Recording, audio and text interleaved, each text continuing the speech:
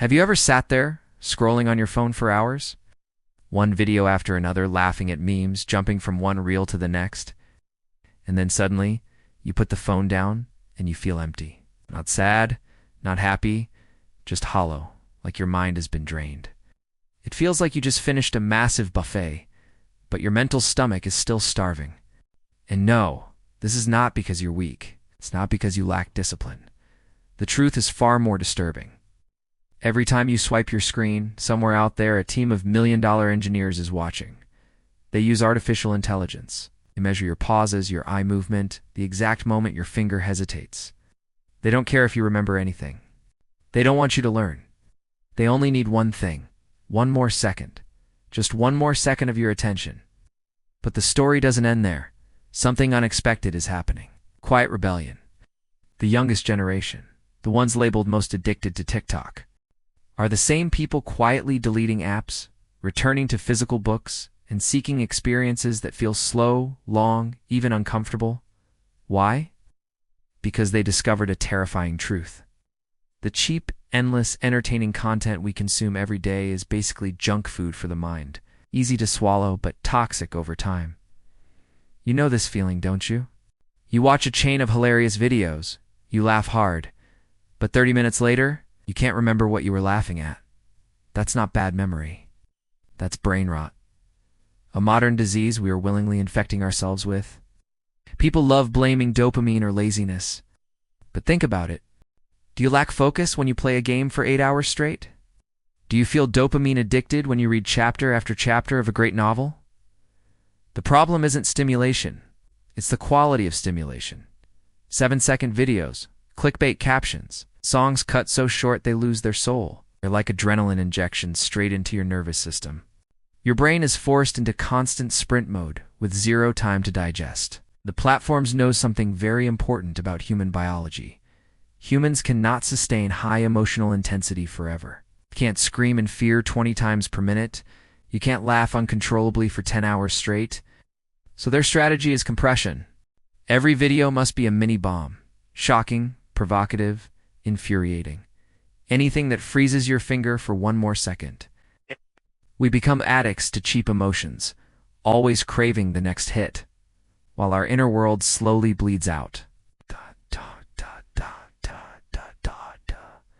The damage doesn't stop at forgetting content. Have you noticed this?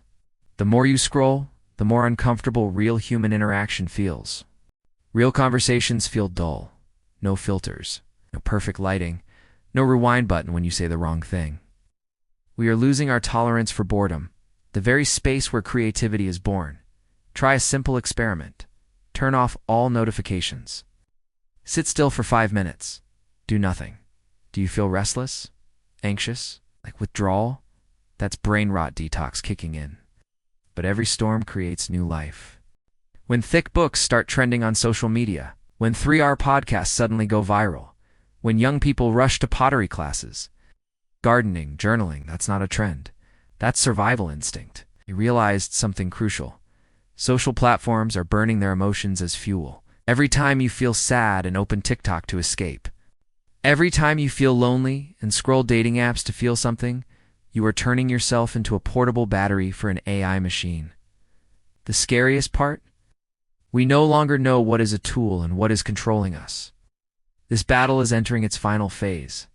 Platforms are suddenly talking about well-being and usage reminders. It's not because they became ethical overnight, but because users are asking dangerous questions. Why do I watch 100 videos and still feel empty? Why do I have more online friends but feel more alone? This is the light at the end of the tunnel, when a generation realizes it's being mined like emotional, or it will demand its humanity back, not as users, not as data points. The future of the internet will split into two worlds. One side will continue the madness, shorter, louder, emptier content. The other will become digital sanctuaries, places where people dare to slow down, sit with discomfort, and experience depth again. This war doesn't ask you to abandon technology. It asks for something harder. The courage to leave the screen dark when you don't need it. The courage to face yourself in silence. And the belief that real connection will always hurt more than a swipe. So which side will you choose? To remain a slave to endless microstimulations? or to breathe deeply in the chaos. Start small. The next time you open your phone, ask yourself, what am I really looking for right now? The answer might slow you down just enough to wake you up. If this video touched the emptiness you've been avoiding, share it. The person who needs it most might be the version of you from 3 years ago. And now, turn off the screen. The world is beautiful. Don't let your mind become a landfill for disposable emotions. Thanks for watching.